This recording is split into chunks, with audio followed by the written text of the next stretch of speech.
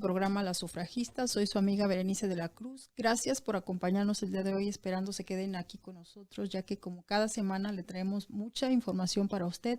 Y el día de hoy me complace en presentar a una gran personalidad de la escritura, de la literatura en México, y estoy hablando del licenciado José Ramón Velasco Medina, que nos viene a compartir el tema, pues más que nada sobre la historia de lo que ha sido la corrupción en México desde la conquista hasta hoy en día. Lo vamos a resumir pues en estos 28 minutos de programa. Y bueno, lo presento, como lo dije en un principio, él es el licenciado José Ramón Velasco Medina. Él es autor, poeta y periodista, y bueno, es autor de varios libros que publicó bajo su propio sello editorial, Belma Editores, entre 1996 y 2013, lo cual le ha dado la oportunidad de participar en foros internacionales en países como Canadá, Chile, Francia y Alemania. Algunos de sus poemas están traducidos al francés e inglés, dándoles a conocer en periódicos de la UNAM y el IMBA, así como también en antologías de Conaculta. También realizó una investigación en versión bilingüe inglés-español sobre contaminación de océanos y calentamiento global, la cual se dio a conocer a través de la página web y en algunas instituciones de Estados Unidos, Canadá y República Dominicana. También fue profesor de la Universidad de Guadalajara. Así es que le doy la más cordial bienvenida. Y bueno, todavía nos queda mucho currículum por mencionar, que estaríamos aquí casi pues todo el programa, porque tiene una gran trayectoria el licenciado Ramón. ¿Cómo está? Muy bien, Berenice, te agradezco mucho el espacio en esta ocasión. Un placer verdaderamente estar en Chicago y estar con ustedes, porque sé que es un espacio, es un medio que impacta en la comunidad. Estoy seguro que entre los escuchas habrá gente que se va a interesar en el contenido de este diálogo, de esta entrevista. Sí, por supuesto, ¿no? Y bueno, México prehispánico pues estaba lleno de riqueza, ¿verdad? Antes de la conquista. Pero ¿qué pasa? ¿Por qué aún continuamos con esa tradición en el que México pues hay más ricos que pobres? Bueno, ahí tendríamos que considerar que es una tradición importada, ¿sí? O sea, porque en esencia se dice que nuestra cultura no era tal como hoy en día podríamos imaginar que se vino a desarrollar desde aquellos tiempos, no.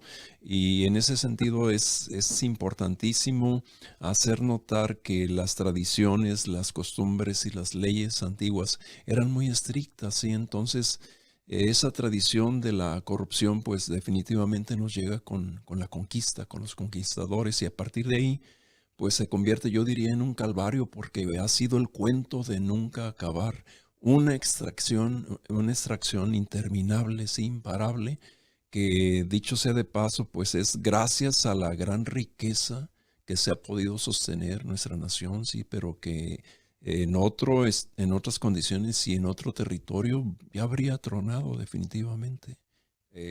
Se generaba, persistía, y no era posible hablar abiertamente como hoy en día es posible. Hoy en día vemos que los periódicos no cierran como en otros tiempos el gobierno mandaba cerrar medios de comunicación, o había tal represión, tal fuerza, distintas maneras de sofocar y de asfixiar la vida interna de un medio de comunicación, que al final terminaba su existencia, su vida, ¿sí? Se cerraban los medios. En estos tiempos vemos que hay un equilibrio también de fuerzas en cuanto a los medios de difusión, porque no solamente son ya los tradicionales, sino enhorabuena que están las redes sociales. Sí, los medios virtuales, digitales. Claro, y que se puede dar un poquito más esa libertad de expresión en donde no hay restricciones, y que bueno, esto también llega más al público y se otorga y se da una mejor información. Nos vamos a una pequeña pausa y ya regresamos con el licenciado José Ramón Velasco. La mayoría de los cirujanos plásticos tienen un área de especialización, pero la experiencia del Dr. Patel abarca desde reconstrucción, rinoplastía, septoplastía, estiramientos faciales y de cuello, mamas, abdominoplastía, levantamiento y reducción de senos, entre otras especialidades. Estar doblemente certificado amplía aún más nuestra calidad profesional, además de la calidad humana. El Dr. Patel tiene pasión por lo que hace. Llame al teléfono en pantalla para sacar una cita.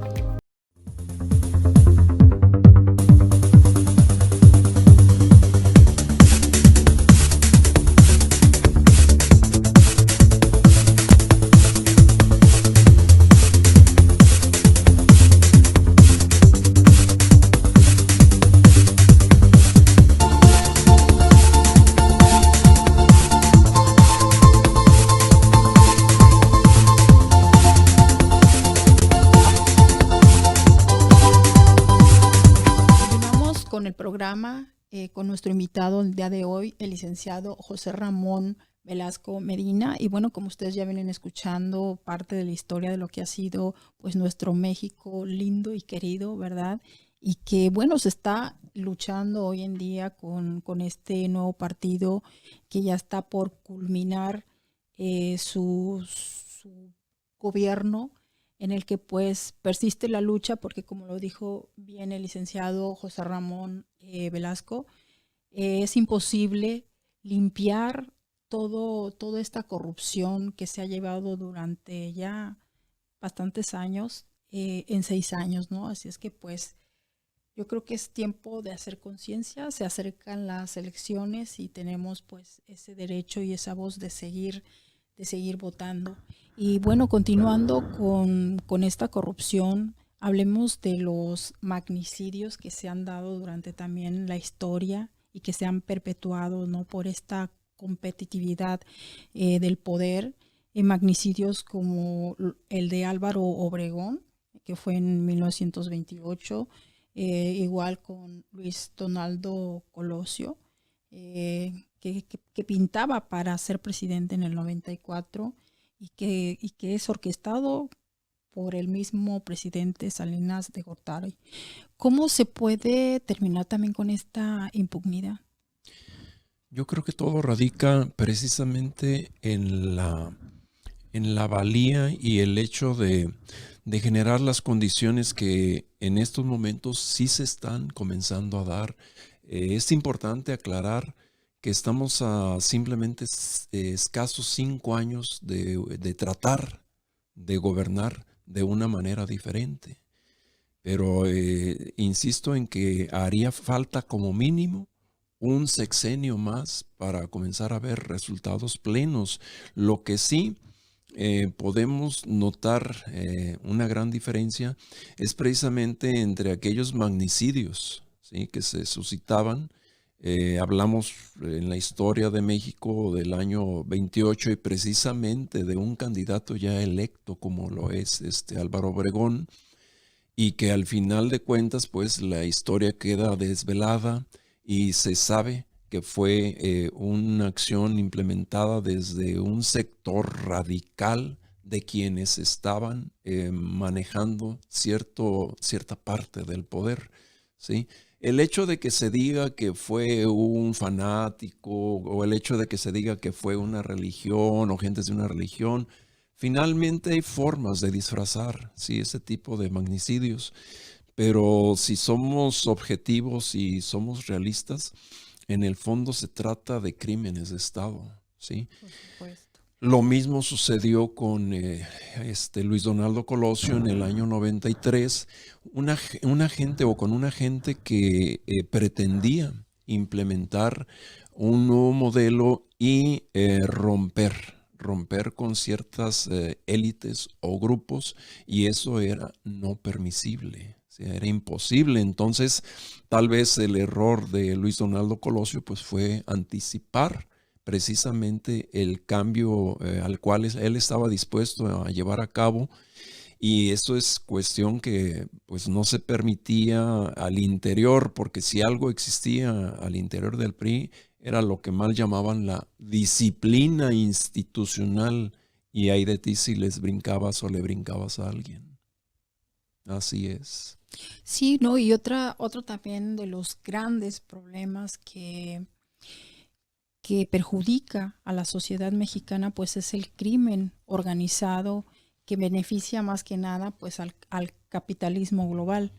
También cómo se puede erradicar este tema que pues no solamente México está involucrado y que tiene sus inicios pues desde los presidentes Salinas de Gortari, pasando por Fox y pasando por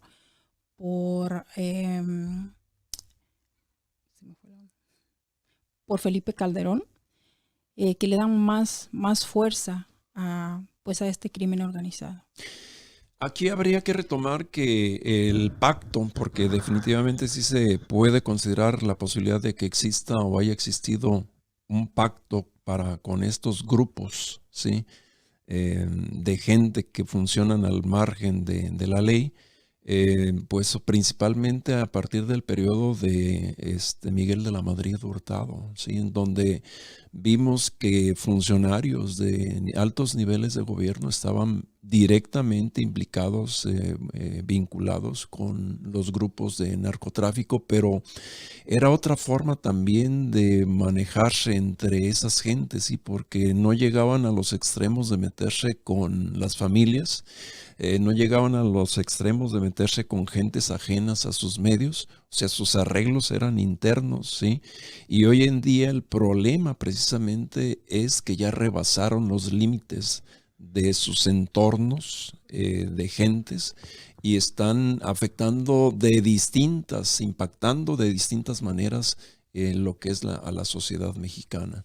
Ahora, también sería importante aclarar que el problema no es únicamente de México, no es un problema global y sobre todo bilateral. O sea, esa es la parte que mucha gente olvida y dicen, no, es que es un problema de México que está importando hacia otros lugares, llámese X, llámese Z, pero no. También habría que ver el aspecto del consumo de los consumidores locales, que es precisamente el gran problema y que bajaría en todo caso si no hubiera demanda, ¿sí? Si no hubiera demanda, pues esa oferta en automático tendría que bajar. Sí, no funcionaría. Ahora, también las políticas y los intereses de ciertos grupos, en este caso concretamente de los Estados Unidos, porque ha habido y está comprobado, o sea, no estoy descubriendo el hilo negro, está comprobado de cómo es que exportaban y llevaban o permitían la importación o que se llevaran armas. Entonces estaban armando a todos esos mexicanos mal habidos, ¿sí? Y ahora se ha revertido en un problema, insisto, de carácter bilateral. O sea, no es ni un problema de los Estados Unidos ni es un problema de México.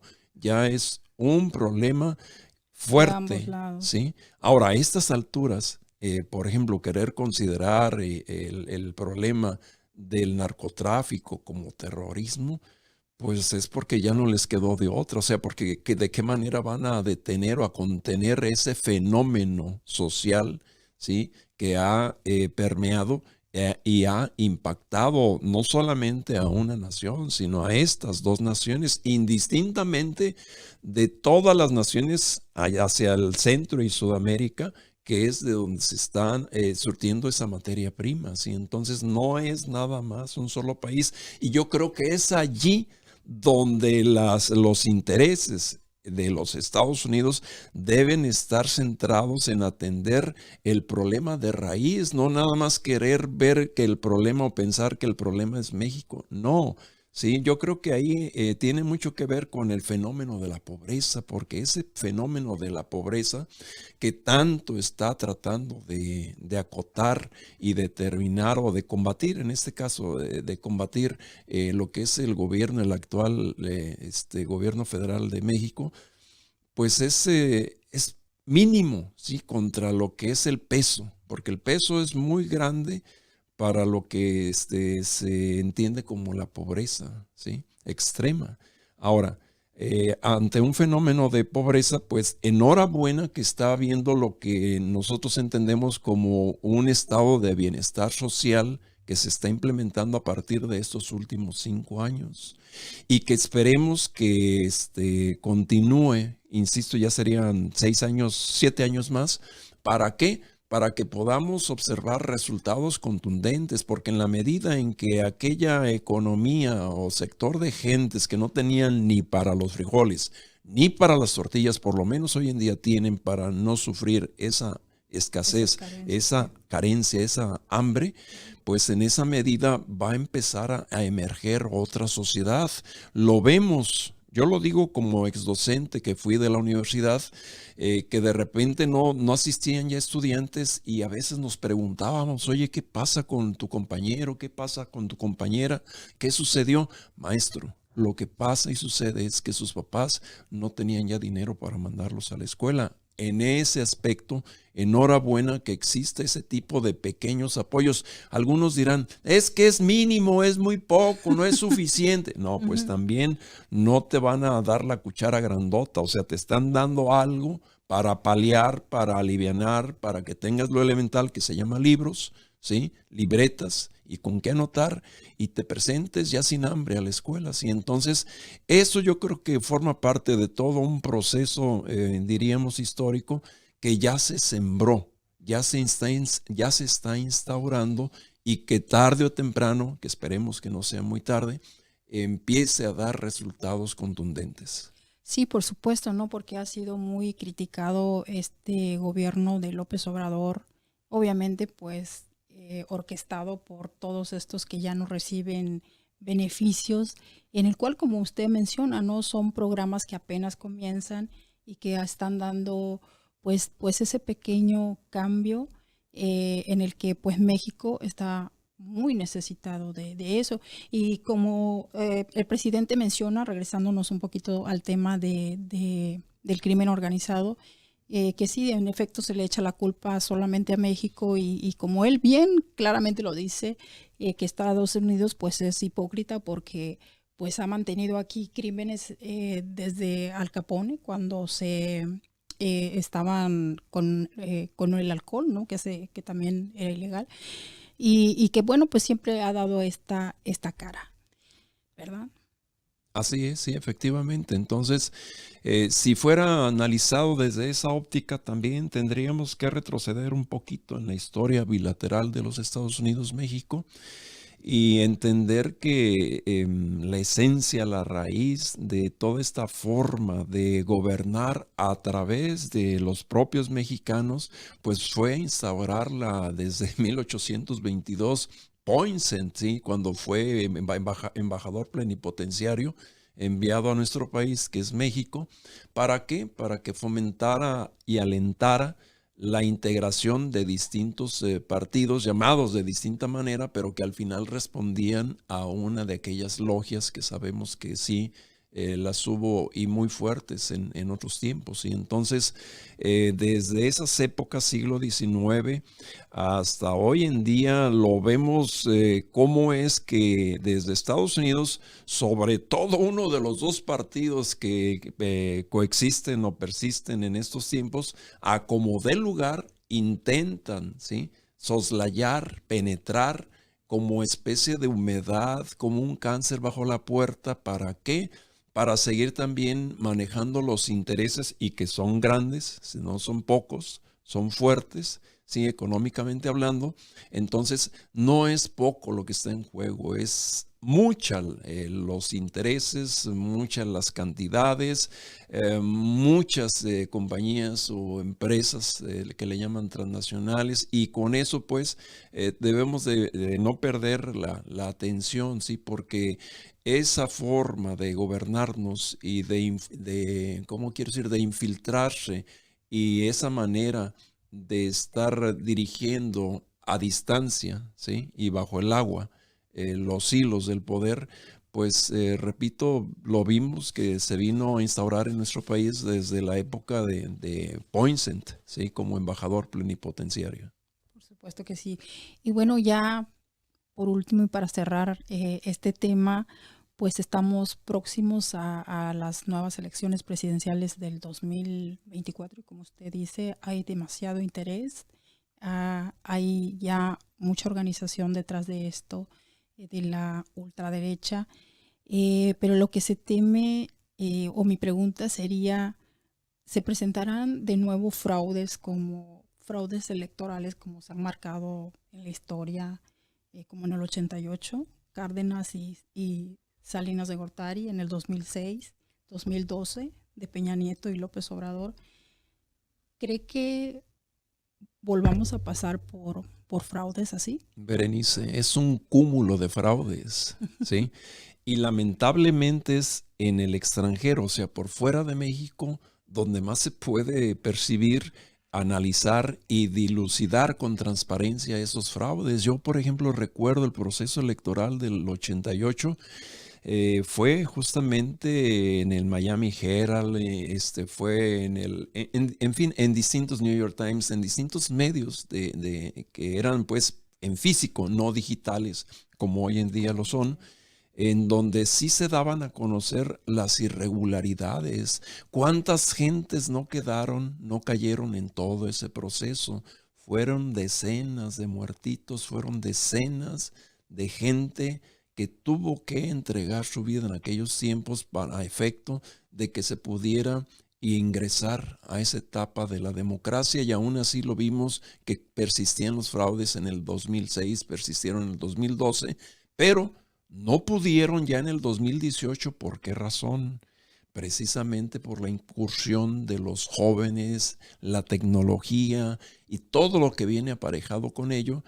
Y ahora estamos hablando ya del 24, entonces sabemos que va a ser prácticamente imposible que haya una forma de generar, en este caso, ¿cómo quiero llamarle?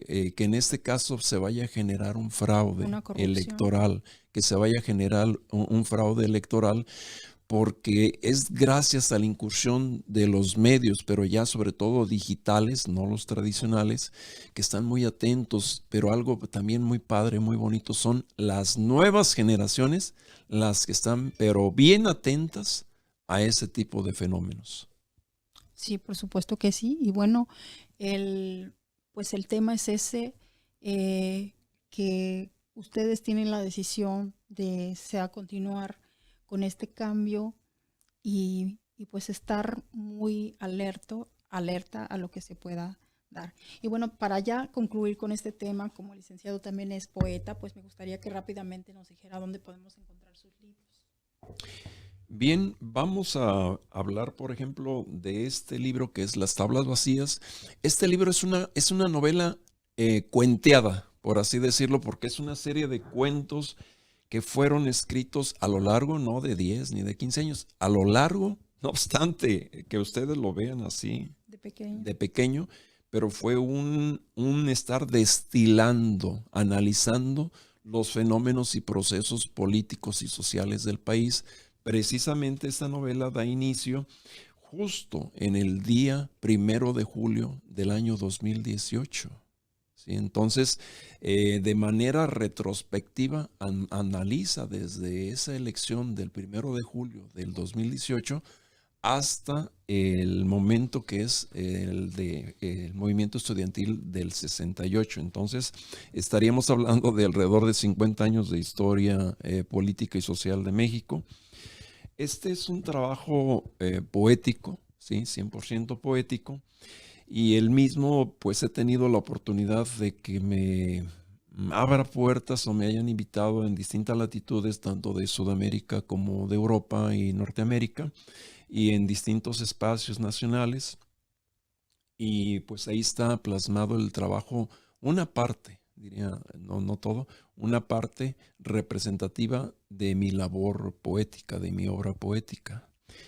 En este caso estaría hablando de un libro que es novela, sí, es narrativa, que fue publicado, como vemos, por la Universidad de Guadalajara. Cabe acotar que en su mayoría de mis trabajos, sobre todo de los últimos años, han sido presentados en la Feria Internacional del Libro de Guadalajara.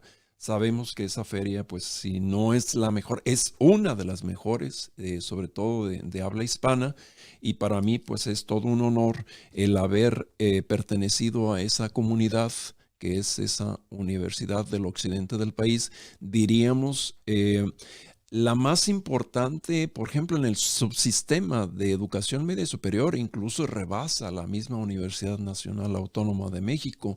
Y en cuanto a promoción de eventos culturales y el impacto que logra tener en la sociedad, en asistencia, por ejemplo, hablemos de la Feria Internacional del Libro de esa universidad, pues hablamos de cerca de 1 millón de asistentes, de concurrentes a un fenómeno que alguien diría, oye, pero es que los libros ya no se usan. Señores, los libros jamás van a dejar de existir, y en físico, desde el olor que genera un nuevo libro, ¿sí? Desde ahí ya hay un contacto con con ese proceso y con los mismos autores. Entonces, la invitación de mi parte es para que no evadan lo que es imposible evadir, ¿sí? O sea, nunca en la vida va a ser lo mismo un libro digital a un libro en físico. Por supuesto. Y rápidamente, ¿dónde los pueden encontrar? Muy bien, estos están circulando sobre todo en el país. Es bien cierto que he estado asistiendo a ferias aquí en los Estados Unidos, en Filadelfia, en Indianápolis, y también he estado por ahí en Los Ángeles, en la parte de California. Y están sobre todo mi obra en lugares comunitarios, o sea, en grupos comunitarios que están promoviendo la lectura, como es en este caso en los Estados Unidos. Lo hizo recientemente la Academia Norteamericana de la Lengua Española, que tuvo prestadas las instalaciones de Indianápolis, o sea, de una universidad de Indianápolis.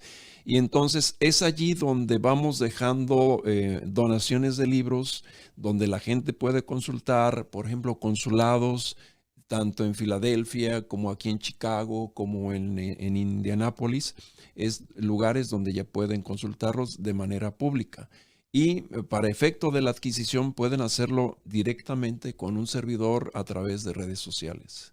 Bueno, pues muchísimas gracias. Se nos ha terminado el tiempo. Gracias al licenciado José Ramón Velasco Medina, poeta, autor y periodista, por habernos compartido su opinión de esta corrupción de México, y también el habernos compartido su trabajo. Gracias. Se despide su amiga Berenice de la Cruz. Nos vemos la siguiente semana con otro invitado, con otro tema. Gracias, licenciado. Muy amable, gracias.